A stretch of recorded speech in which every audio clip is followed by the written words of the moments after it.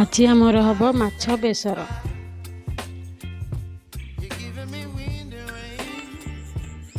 Super ବଢ଼ିଆ ଲାଗୁଛି ମାଛ ବେସର ଏକଦମ ଝାକାସ୍। ଆମର ଆଜି ମାଛ ବେସର ଶୁଣନ୍ତୁ ଦେଖନ୍ତୁ କେମିତି କ'ଣ ତିଆରି ହେବ ଶିଖେଇବେ ଆମର। ମାଛ କଟା ହେଉଛି, ମାଛରୁ କାତି ଚଢ଼ିଆ ହେଉଛି। ଦେଖନ୍ତୁ ମାଛ କଟା ସରିଛି, ମାଛ ଧୁଆ ହେଲାଣି। ଧୋଇ ସାରି ତାକୁ ଆମେ ଭଲ ଭାବେ ଧୋଇକି ଥୋଇଛି ଗୋଟେ ପାତ୍ରରେ। ତାପରେ ଆମେ ସେଥିରେ ଲୁଣ ହଳଦୀ ଗୋଳେଇ ରଖିଛି। କରେଇ ବସେଇଛି ଏବଂ ତେଲ ତାତି ଯାଇଛି। ମାଛ ପକାଇଛି।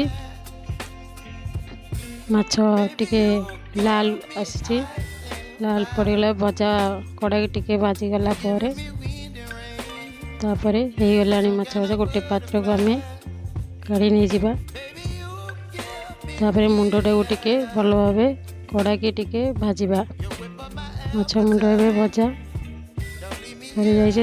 ତେଲ ପକାଇ ଫୁଟଣ ପକାଇବା। ଫୁଟଣ ହେଇଗଲା ପରେ ଆମେ ପିଆଜ ଭାଜିବା। ପିଆଜ ଟିକେ ଲାଲ ହେଇ ଆସିବା ପରେ ଟମାଟୋ ଟିକେ ଭାଜିବା। ଟମାଟୋ ସେଥିରେ ମେଲ୍ଟ ଟିକେ ହେଇଗଲା ପରେ ମୁଁ ବେସର ଆଗରୁ ବାଟିଦେଲି, ବେସର ଟିକେ ପକାଇଦେବା। ପକାଇ ସାରି ଟିକେ ମେଲ୍ଟ କରିବା। ତାପରେ ଲୁଣ ହଳଦୀ ଲଙ୍କା ଗୁଣ୍ଡ କଲର୍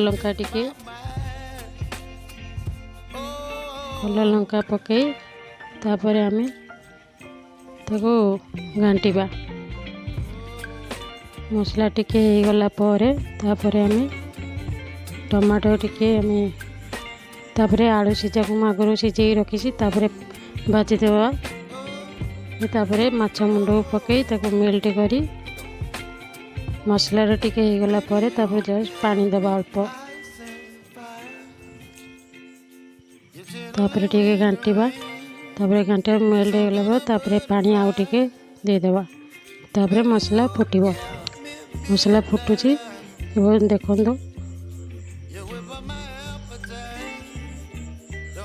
ମାଛ ଭଜା ହେଇକି ଥୁଆ ହେଇଛି। ତାପରେ ଆମେ ମାଛ ଭଜାକୁ ପକାଇ ବେସର ପାଣି ପକାଇବା।